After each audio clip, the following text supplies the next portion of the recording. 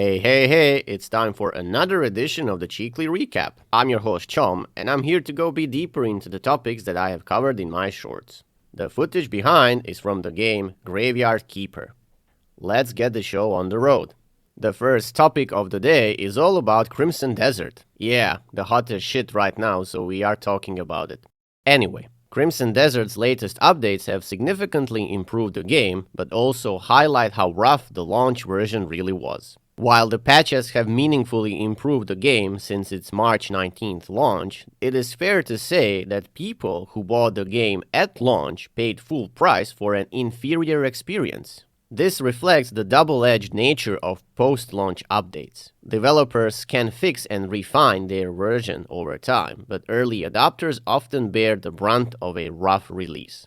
And this is precisely what I have been saying all the time. Yes, the game was released, and yes, it was in playable state, but if you look how many fixes and patches they have released over time, it really makes you wonder, was the game ready or we were just playing a early or late beta or something along the lines? And one of my viewers, when I was kinda commenting on this whole situation, said plain and simple that the game was unfinished. And when you think about it, a couple of years back, when a game came out in this particular state, everybody would say it's an unfinished mess. But for some strange reason, this is not a thing anymore, and now people are just, rolling with it, and, they will fix it sooner or later, and we will get the game that we're supposed to get. Which, to me, that line of thinking is very unorthodox, at least in my opinion.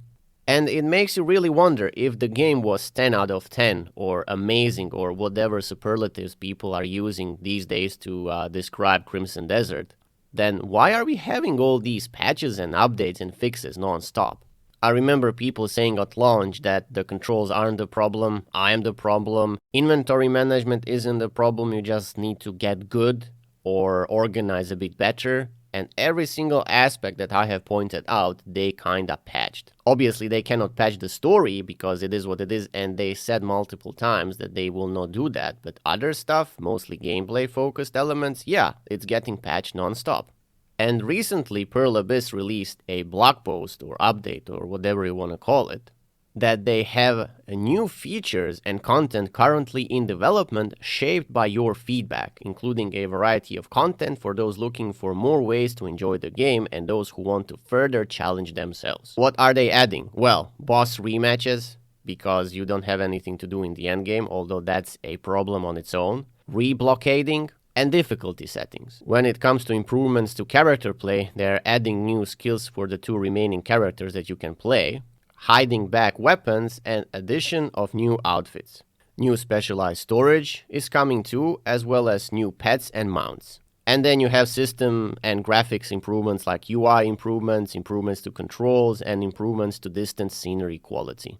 It seems to me when I'm looking at these particular things that they are fixing and adding, it's basically like this. We have cobbled something from all the other games, took their systems and put it in one package. There you have it. Go test it for us, give us your feedback, and then we will introduce things that are obviously lacking in our game so that the others who haven't progressed that much can kinda enjoy it a bit better, in comparison to people who already played 200, 250 plus hours or something like that. And when you think about this current situation, how I worded it, to me this just looks like you paid $70 in order to test the game, give them feedback, everything for free mind you, so you're not getting paid, you are giving them the money to play the game and give your hard work of commenting and all that stuff and suggesting new features for absolutely zero money. And this would be okay, if you said the game is like 7 or 6 out of 10, but people are still claiming that the game is 10 out of 10 even with these issues. This has to be some kind of the weirdest dystopian game development future that I have ever seen. Because to me, it just feels wrong to keep praising the game that's unfinished. One recent example that I can pull up to make a comparison was the situation with Diablo 4. That game, when it came out, everybody saw it was feature barren, so to speak, and there was a continuous blasting of Blizzard because they released an unfinished game. And only recently, with the latest expansion, some might say that the game finally came out of beta. So if Blizzard is getting that treatment, why isn't Pearl Abyss being treated the same? And obviously you can pull the big corporation versus small studio, independent studio, or whatever the fuck they are card. But essentially those are just double standards. You can love or hate Blizzard, I don't really care, but they are basically doing the same like Pearl Abyss. And yet they are getting more hate, so I don't know. It's very fucking weird, the situation. Now, I wouldn't say that you shouldn't strive to improve the game, far from it, and what Pearl Abyss is doing is really commendable, but that shouldn't be an excuse for them. Everyone should acknowledge they fucked up, and it's only because they have goodwill they are trying to quote-unquote fix the game or make it more playable, more enjoyable, however you want to put it. So at least there is something positive out of this whole situation. I am just worried that other studios are going to take the same approach, and while some of them might have the same success at the end when they released a broken or unfinished game, I think more often than not the situation is going to be as follows. Developer releases unfinished game, expects to have the same treatment like Pearl Abyss, but what happens is total opposite and people start hating on it and the game crumbles and so on and so forth. And then that developer will be like, oh my god, didn't the players have totally different sentiment for this game or that game? But sadly, we live in a world of double standards, and you really cannot apply the same logic to every single situation. Otherwise, the world would be a much better place to live in. It makes you wonder though, now that developers are kinda fixing their game, did they have these fixes available already, or they are crunching the living shit out of themselves in order to deliver what the player base is requiring of them to do? And no matter how you look at it, both of these situations look bad. Either they had everything ready but they didn't have a lot of time and they were pushed by publishers to release the game in that particular state, or they were completely blindsided by all the things that were happening. And judging by certain reports, it appears that the QA testers pointed out that these things aren't really good, but developers just, decided to ignore, which then results in a huge crunch for the devs in order to make the game more playable, so to speak. Anyway, these new updates are going to be gradually released from April through June. So again, if you don't have anything better to do, you can try jumping back in the game if you abandoned it before at launch and see what changed. But if you want to wait a bit more, I reckon start playing it around maybe May. At least read the patch notes in order to see whether or not they released something that was interesting to you. For example, playing with other characters and using the same abilities that the main character has, because apparently that wasn't a thing, so other playable characters were pretty much useless. I will definitely follow what's happening with this game, and if my plans are going to be according to what I have envisioned, I might jump into the game after I'm done with Diablo 4 expansion.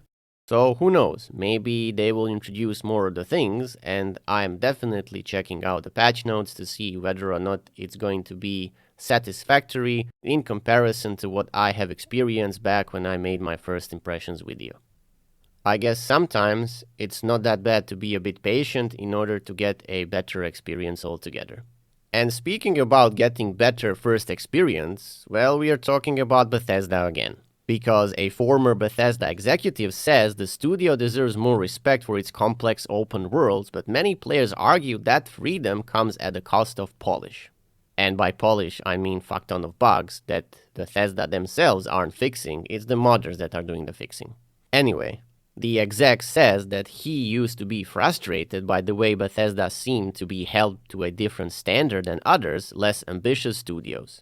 I don't know what's the deal with these former Bethesda people, but they all seem to be delusional. If people actually didn't apply double standards, especially in Bethesda's situation, those games would be doomed. And let's not forget them re-releasing Skyrim for gazillion times. I was waiting for them to release it on a fucking MP3 player from 2000s. The way that they were releasing for every single fucking platform, not to mention re-releases and new editions and all that stupid shit.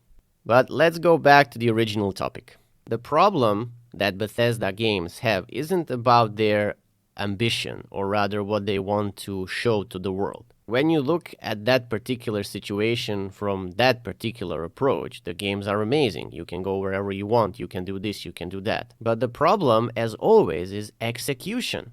Nobody says that their way of designing the games is bad.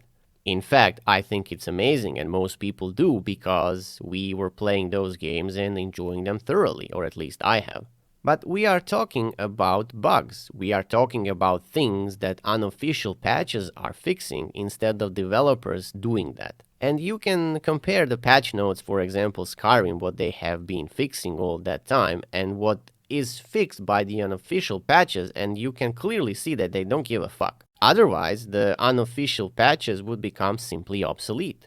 Why would you patch something that has been already patched? It makes no fucking sense. And yeah, you can say that the jankiness that Bethesda games have might be a part of the charm, so to speak. But to be honest, I'm getting tired of that shit. It's always nice when someone makes a compilation about all the bugs that they have encountered and then you laugh your ass off. But when you are playing a game and you cannot progress because there is a bug in the main quest because it wasn't tested properly, even though the games were in development for several years, that actually makes you wonder what kind of fucking product are these people pushing out?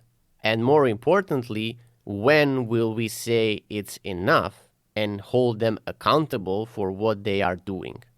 Because I sure as hell will not tolerate such stupid behavior when Elder Scrolls 6 comes out. And I believe that the level of bugs that the game possesses at launch will definitely have an influence on whether or not the game is going to be good or bad. Because again, that's only one aspect of it, because you have gameplay and story to assess as well. Which brings us to the next Bethesda article, and this is all about Starfield. Apparently, Todd Howard says Starfield's new Game Plus system was meant to ask players a deep philosophical question. Jesus Christ. But apparently, many players missed the point. Now Bethesda is changing the system to let players keep some items when restarting, making the experience less punishing. I mean, you just cannot make this shit up, right? So apparently Todd Howard, bless his little heart, thinks that Starfield was so philosophical and deep. And for a moment I thought that we went into past and it was April's Fool's Day, but apparently it was not. So the guy is actually serious about this. But let's break it down a bit. So for those of you who haven't played Starfield, when you finish the main story, so to speak, and essentially you do everything that you can do in that game, you have an option to go through this Unity thing, which is essentially you being teleported to a different parallel alternative universe, which by the way only changes maybe 1% of the whole storyline, but we don't talk about that. And then you can restart your journey again from, well, I suppose from zero, having your levels, perks, and I assume superior knowledge of the events that were happening in the game. And then you play again. And then our boy Howard says this: the Unity was our way of doing New Game Plus. It was us asking you this weird deep question that I actually think got lost on a lot of people. It asks if you are just this power gamer who wants to get everything, or are you willing to leave this world behind? How do you feel about your own life choices? Would you leave that all behind and start over? Some of that pain, having to give up all of your stuff, Sarah Morgan not loving you anymore, and so on, is supposed to make you feel all of that. Poor Todd. He really is a sentimental creature. But this is how most people think about this shit. You want to go through Unity for two reasons. Number one, to see the changes that Lodge has the first time you visit them. And number two, maybe to save all the Lodge people, because you cannot do that in the first playthrough. And that's about fucking it. And it would have been nice if the New Game Plus kinda, sort of, maybe, gave you different opportunities and different ways of completing stuff. But no. You just have the option to get all the fragments immediately, which is like playing it for 2-3 hours until you gather stuff.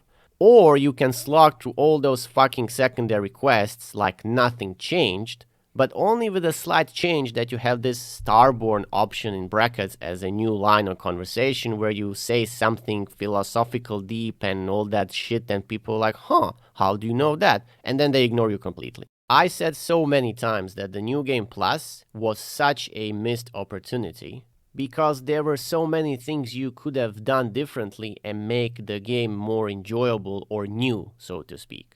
And by the way, all that power that you kinda get when you go to the next universe, that's just bullshit. You gain that power by literally spamming thousands of adaptive frames like you're on some ADHD meds, and that's how you get your levels, because that's the only efficient way in that game to gain levels and by that extension, power.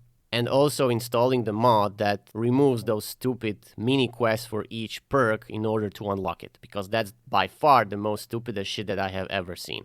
So yeah, Todd, if your game, the new Plus game that is, was a bit more different than the original one, then maybe people would think in a different way, whether or not I want to do this or I want to do that. But if you give me the same shit all over again and then you expect me to contemplate life after I did this or I did that, that ain't gonna happen, my boy. That's not how people work. And I think when you guys were designing New Game Plus, it wasn't anything along the lines of being philosophical and deep. It was all about spending more time in game like you saw people were doing in Skyrim, and you thought to yourself, well, let's let them go through this portal gazillion times and maybe that will prolong their playtime. Which coincidentally, it does do that, but once you figure out that all of this is a huge fucking charade, then what's the fucking point of playing the game when you essentially finished it? And I know because I did that. I played the game for 250 hours because first time I finished the game fully, and then the second time I went to finish the game again in the same manner to see whether or not there is any change with the secondary missions. But there wasn't any. It was just an illusion. And I'm not even gonna go into the other issues that Starfield had. That's a whole different video by itself. And it makes you wonder, it took him what? 10, 15 years to develop this game conceptually or something along the lines before it was ready to be released, only to give us this, what we have right now. Out fucking standing move, Todd. Well done. And on that note, that's basically it when it comes to the news that I covered this week. Thank you very much for watching, and as always, I encourage you to leave comments. I read all of them, and I'm very happy to interact there with you guys. If you enjoy this content, consider liking it and subscribing for more discussions like this. And that's it from me, until the next one.